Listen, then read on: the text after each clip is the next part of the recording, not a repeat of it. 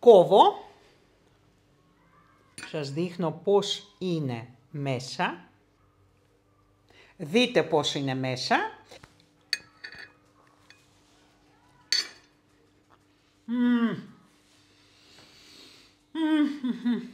Τέλειο. Τέλειο.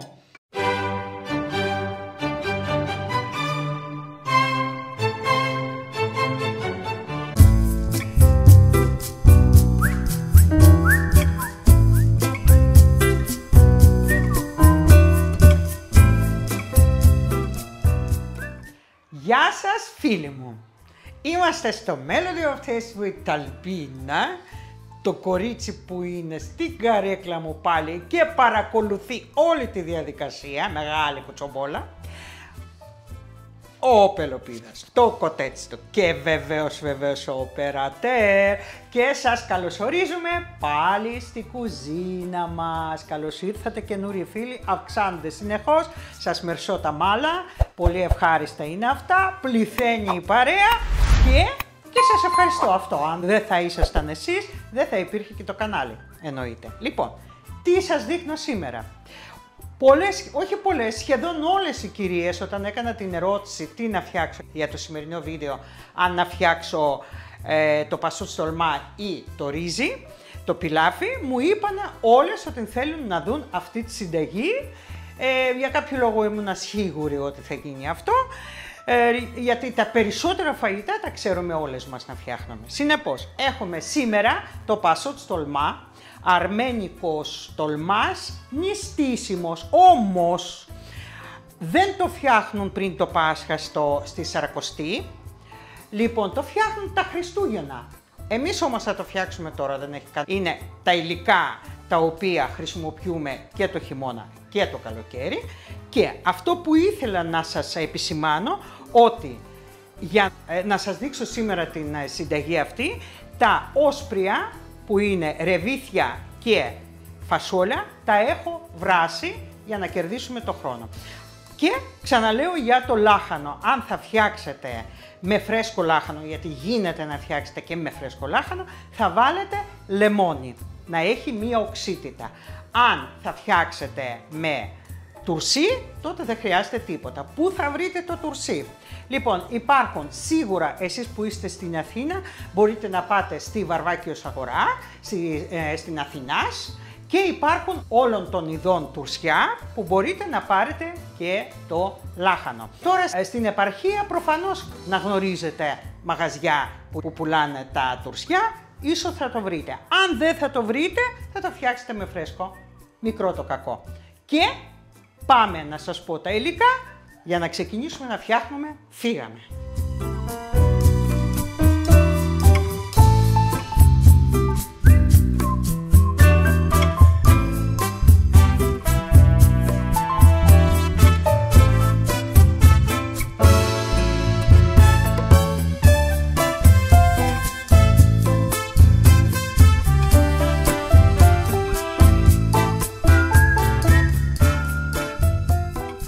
Για την σημερινή μας συνταγή πασούτσι τολμά αρμένικο, ένας τολμάς νηστίσιμος, θα χρειαστούμε πρώτα απ' όλα λάχανο τουρσί. Σε περίπτωση αν δεν βρίσκετε λάχανο τουρσί, θα βάλετε φρέσκο λάχανο και λεμόνι. Εγώ έχω τουρσί, οπότε δεν θα χρειαστώ λεμόνι. Επίσης, θα χρειαστούμε 3 μεγάλα ξερά κρεμμύδια, μία σκελίδα σκόρδο, και από τα όσπριά μας θα χρειαστούμε 250 γραμμάρια ρεβίθια, 250 γραμμάρια φακές ψηλές, 250 γραμμάρια φασόλια κόκκινα, 300 γραμμάρια πληγούρι προβρασμένο έχω εγώ. Θα χρειαστούμε 3 κουταλές της σούπας πελτέ ντομάτας, 1 κουταλάκι του γλυκού βασιλικός αποξηραμένος, 1 κουτάλι της σούπας πάπρικα γλυκιά, φρέσκο θυμάρι, ή αν δεν έχετε φρέσκο θυμάρι θα βάλετε ξερό θυμάρι, λάδι και αλάτι. Αυτά είναι όλα τα υλικά μας. Πριν κόψουμε τα κρεμμύδια, βάζουμε ένα μεγάλο τηγάνι να ζεσταθεί λιγάκι για να του προσθέσουμε το λάδι. Αυτό που θέλω να σημειώσω ότι το κρεμμύδι δεν χαλάει αυτό το φαγητό και μπορείτε να βάλετε ακόμα και 4 κρεμμύδια ξερά να κόψετε. Έτσι. Λοιπόν, ψιλοκόβουμε, μην το τρίψετε.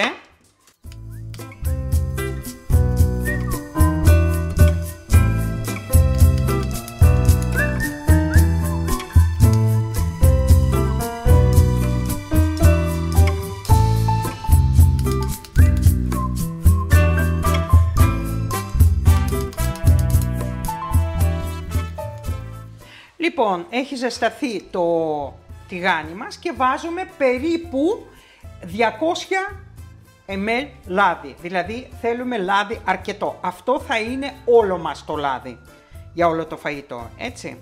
Οπότε βάζετε μπόλικο, ελαιόλαδο. Αφήνουμε λοιπόν το λάδι και αυτό να ζεσταθεί λίγο για να το προσθέσουμε τα κρεμμύδια μας. Ωραία, είναι περίπου τόσο. Τώρα 1 γραμμάριο πάνω κάτω δεν θα χαλάσει την συνταγή. Λοιπόν, περιμένουμε λίγο να ζεσταθεί το λάδι. Έχει ζεσταθεί το λάδι μας.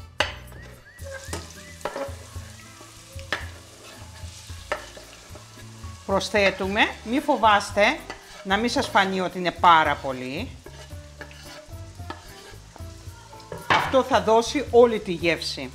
Και ξέρετε ότι στα όσπρια πάει πάρα πολύ το κρεμμύδι, αυτό είναι γνωστό.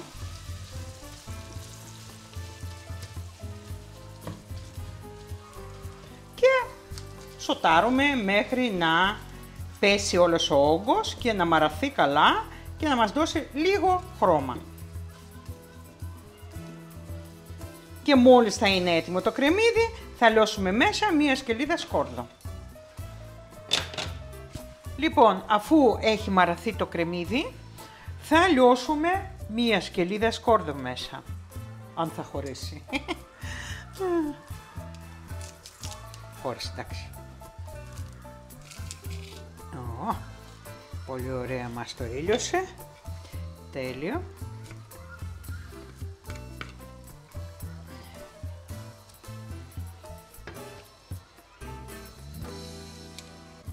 Το κάνουμε και το υπόλοιπο γιατί ήταν πάρα πολύ μεγάλο, οπότε έχει μέσα ακόμα πράγμα. Λοιπόν, ωραία. Και αφού έχουμε λιώσει μέσα το κρεμμύδι, θα προσθέσουμε το πελτέ ντομάτας. Θα αφήσω λίγο, είναι 3 κουταλιές της σούπας μέσα, περίπου μισό κουτάλι της σούπας το αφήνω για να φτιάξουμε μετά το ζωμό, τη σάλτσα και το ανακατεύουμε.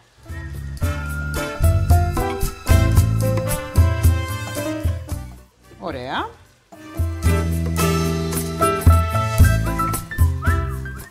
Ανακατεύουμε για να απλωθεί η πάστα στα κρεμμύδια.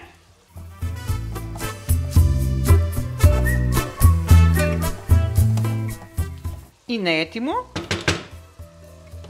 και αρχίζω και προσθέτω. Προσθέτω λοιπόν το φασόλι που έχω βράσει προηγουμένως, δηλαδή βράζουμε το φασόλι μέχρι να γίνει, δηλαδή μέχρι να μαλακώσει. Βάζουμε λοιπόν το φασόλι μέσα, ανακατεύω.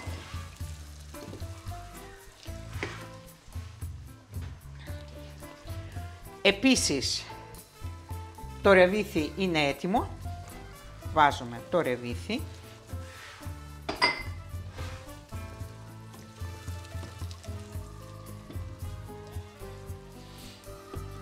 Ουσιαστικά τώρα δεν θέλουμε να βράσει αυτό, απλά το ανακατεύουμε όσο είναι ζεστά, να απλωθούν όλες οι μυρωδιές, όλα τα αρώματα. Προσθέτω τις φακές τις οποίες τις έχω πλύνει και τις έχω μουλιάσει λίγο στο νερό, δεν τις έχω βράσει, είναι ομές οι φακές.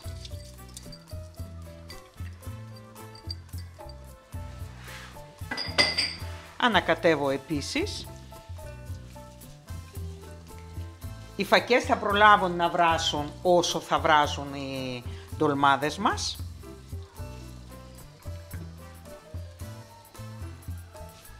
Ωραία.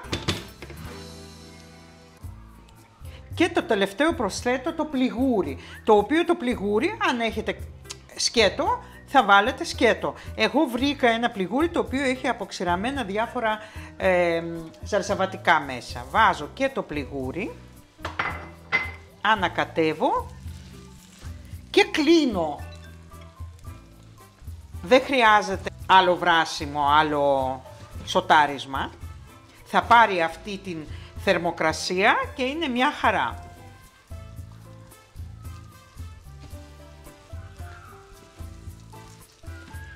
Λοιπόν, αφού το ανακατέψαμε ωραία, δεν μπορείτε να φανταστείτε τι αρώματα βγάζει.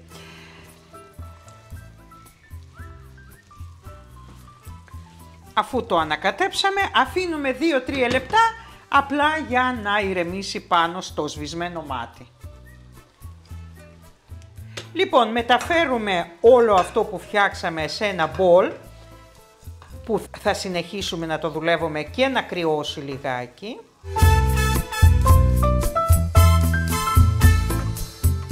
Ωραία.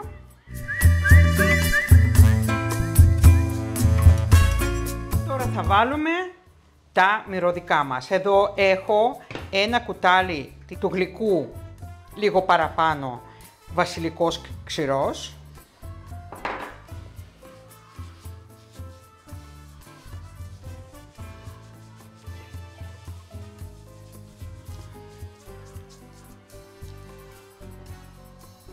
Τι μυρωδιά δίνει.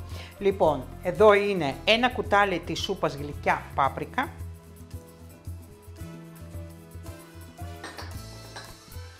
Και θα μαδίσω φρέσκο θυμάρι.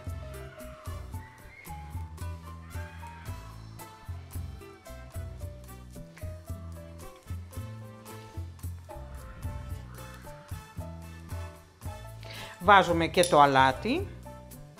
Προσοχή με το αλάτι γιατί το λάχανο τουρσί έχει αλάτι αρκετό. Φυσικά αν θα βάλετε φρέσκο λάχανο θα βάλετε το αλάτι. Εγώ επειδή θα βάλω τουρσί θα προσέχω. Θα ανακατέψω τώρα και θα δοκιμάσουμε όλο το αλάτι.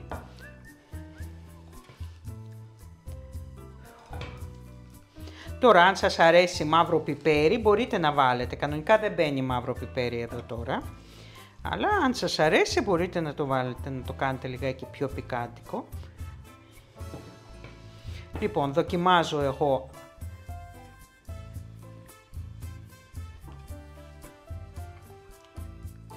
ναι, δεν θα βάλω άλλο αλάτι, μια χαρά είναι και είναι έτοιμη η γέμισή μας. Συνεχίζουμε. Λοιπόν, κόβουμε το κοτσάνι και παίρνουμε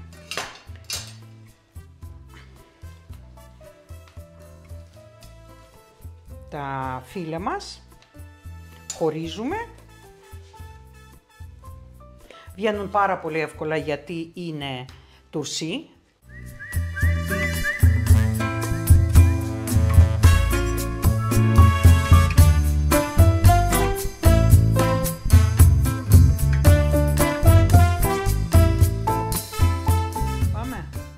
Λοιπόν, αφού έχουμε χωρίσει όλα τα φύλλα, έχουν μείνει μόνο τα μικρά. Αυτά τα μικρά θα τα βάλουμε μέσα στο πυθμένα της φαρδιάς κατσαρόλας. Όσο πιο φαρδιά έχετε, τόσο καλύτερη. Εντάξει, δεν διαφέρουν σε τεχνική από λαχανοδολμάδες τους κλασικούς που ξέρουμε, έτσι, τα υλικά μόνο. Αλλά ο τρόπος παρασκευής και διαδικασία είναι η ίδια. Λοιπόν, αφού καλύψαμε το πυθμένα της κατσαρόλας μας, θα αρχίζουμε τώρα να τους τυλίγουμε. Λοιπόν, γιατί το κάνουμε αυτό? Γιατί θα βράζει αρκετή ώρα και υπάρχει μια περίπτωση να σκουρίνουν λίγο τα από κάτω οι ντολμάδες μας. Λοιπόν, επειδή αυτά είναι μικρά, βλέπετε τα μισά, θα τα συνδέσω έτσι, γιατί αυτοί οι ντολμάδες, πασούτς ντολμά, πρέπει να είναι πάρα πολύ μεγάλο. Οι παλές νοικοκυρές, η γιαγιά μου ας πούμε η Αρμένισσα, το έφτιαχνε και ήτανε, δηλαδή έτρωγε σένα και χόρτενες. Τόσο μεγάλα ήτανε και τους τρώνε κρύους.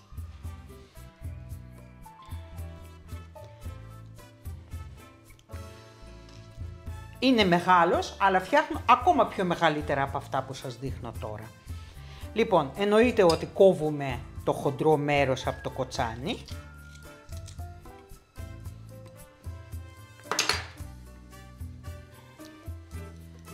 Βάζουμε ένα καλό κουτάλι της σούπας, γεμάτο.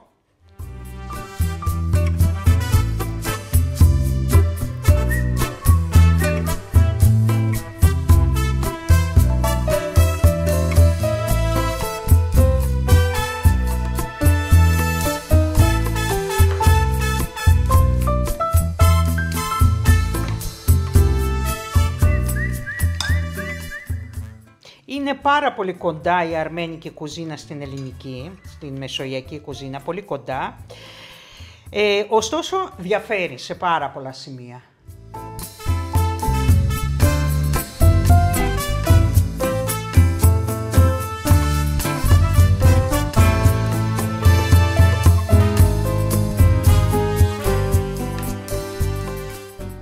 Λοιπόν, βλέπετε πόσο βάζω, μία γερή ποσότητα, έτσι.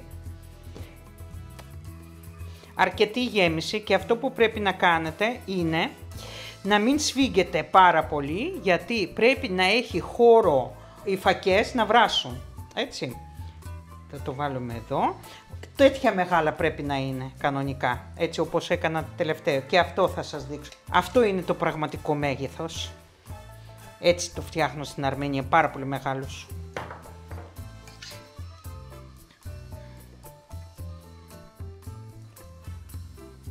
Ο μπαμπάς μου πάντα παρακαλούσε τη γιαγιά μου να το φτιάξει αυτό. Τη μάνα του δηλαδή. Και του άρεσε πάρα πολύ. Τόσο μεγάλα, δείτε το. Αυτό είναι το πραγματικό μέγεθος.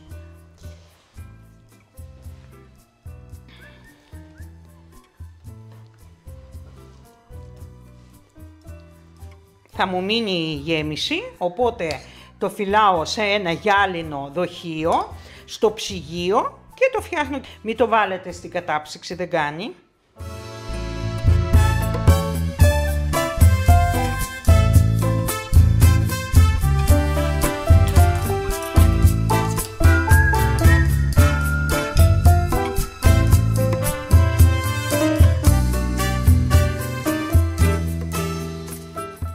Βλέπετε πόσο μεγάλα είναι.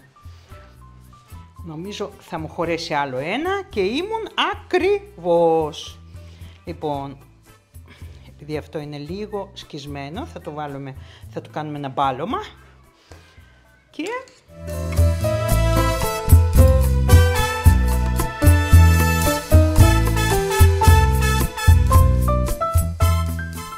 λοιπόν, εδώ έχω ένα κύβο λαχανικό που έχουμε φτιάξει μαζί. Μου τελειώνει και πρέπει να κάνω πάλι. Βάζω επίσης το υπόλοιπη πάστα ντομάτας που έχει μείνει. Αν θέλετε να το κάνετε λιγάκι πιο δυνατό χρώμα, έτσι, θα βάλετε παραπάνω. Εγώ δεν θέλω. Λοιπόν, και βάζουμε νερό. Θα το διαλύσουμε το κύβο και θα δούμε τι αλάτι έχει και αν χρειάζεται θα το προσθέσουμε. Αλλά πάντα με προσοχή, εάν, πάλι σας λέω, εάν το λάχανό σας είναι τουρσί, να προσέχετε πάρα πολύ το αλάτι που θα βάζετε. Λοιπόν, θέλει αλάτι.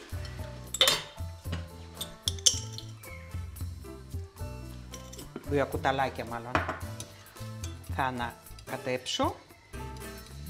Θα το ξαναδοκιμάσω. Σούπερ. Λοιπόν, και σε αυτό εδώ το σημείο σκεπάζω να μην ανοίξουν όσο θα βάζω το νερό, όσο θα βάζω τη σάλτσα. Βάζουμε γύρω γύρω.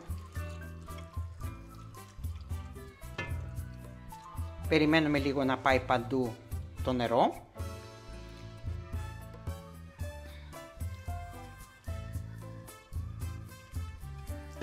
Να απλωθεί.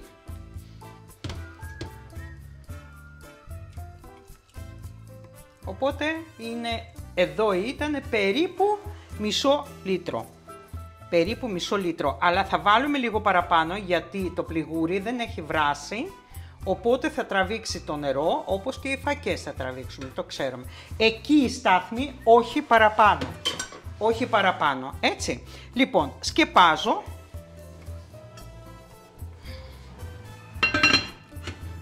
Κάνω πάρα πολύ χαμηλή φωτιά. Από το 9 που έχω θα το βάλω προς το παρόν στις 7 για να πάρει την πρώτη βράση. Και μετά θα το κατεβάσω ακόμα. Και βράζουμε όχι λιγότερα από 1,5 ώρα τέτοια ποσότητα. Αν έχετε μεγάλη κατσαρόλα και έχετε 2-3 στρώσεις, θα διπλασιαστεί ο χρόνος. Όσο πιο αργά, όσο πιο σε χαμηλή φωτιά θα βράζει, τόσο πιο μελωμένο θα είναι μέσα. Περιμένουμε λοιπόν. Λοιπόν, πέρασε 1,5 ώρα, το άφησα 1,5 ώρα γιατί εγώ έχω μόνο μία στρώση.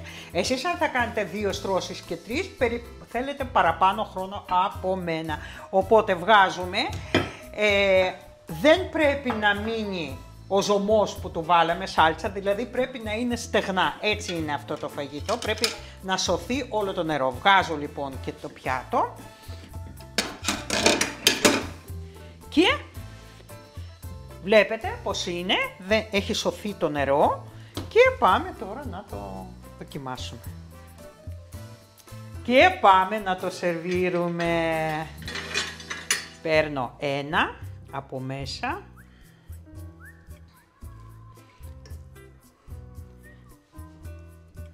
Βάζουμε.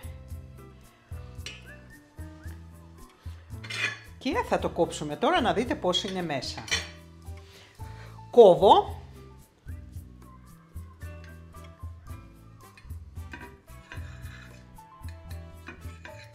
Σας δείχνω πώς είναι μέσα. Δείτε πώς είναι μέσα. Εννοείται ότι πρέπει να περιμένουμε να κρυώσει, αλλά ποιος περιμένει παρακαλώ. Θα δοκιμάσουμε. Βλέπετε πώς είναι τα όσπρια, έχουν βράσει. Το πληγούρι που ήταν μέσα έχει φουσκώσει και το έχει αγκαλιάσει όλα τα όσπρια. Και για τη γεύση εννοείται ότι πρέπει να το δοκιμάσετε για να το καταλάβετε. Και πάμε τώρα να δοκιμάσω. Πάμε να δοκιμάσω. Λοιπόν, υπόψη ότι όταν θα κρυώσει θα δέσει ακόμα πιο πολύ. Λοιπόν, θα περιμένετε να κρυώσει λίγο, γιατί αν δεν θα κρυώσει δεν θα δέσει.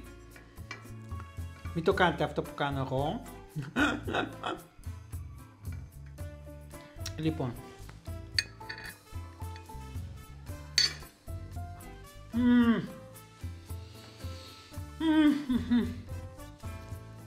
Και μετά μου λέτε, τι να πω βρε παιδί μου, η γεύση. Πω τι ωραίο που είναι. Τέλειο. Όταν λέμε τέλειο, τέλειο. Τέλειο.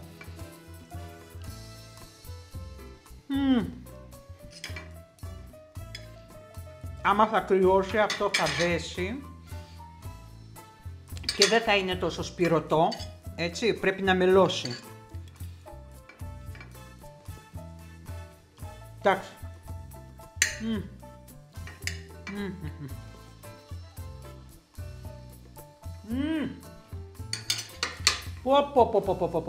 Πω. Τι να πω. Να το φτιάξετε να πω. Αυτό. Να το φτιάξετε. Και μπορείτε να το έχετε στο ψυγείο και να το τρώτε κρύο. Αυτό.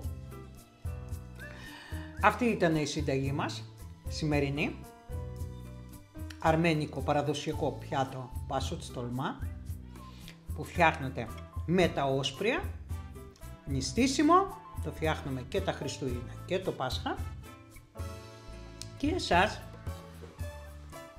δίνω motivation για να το φτιάξετε και να χαρείτε ένα καινούριο πιάτο που δεν το γνωρίζετε. Και εδώ τελειώνουμε. Αν φτάσατε μέχρι αυτό το σημείο, μην ξεχνάτε τα likes, μην ξεχνάτε να κάνετε εγγραφή, να προωθείτε το βίντεο, να μοιράζεστε το βίντεο με τους φίλους σας και φυσικά το καμπανάκι για να μην χανόμαστε. Λοιπόν, ήμασταν στο Melody of Taste του Ιταλμπίνα. Κάπου εδώ είναι και η Λίζα, τώρα θα σας τη δείξω, θα πάει το πιάτο από εκεί. Έλα, ανέβα. Έλα, μπράβο, καλό κορίτσι. Λοιπόν, τη Λίζα, τον Πελοπίδα το κοτέτσι και τον Οπερατέρο, ο οποίος ο Οπερατέρ θα φάει σήμερα αυτό. Λοιπόν, σας φιλώ όλους, μια μεγάλη αγκαλιά σε όλους. Γεια σας.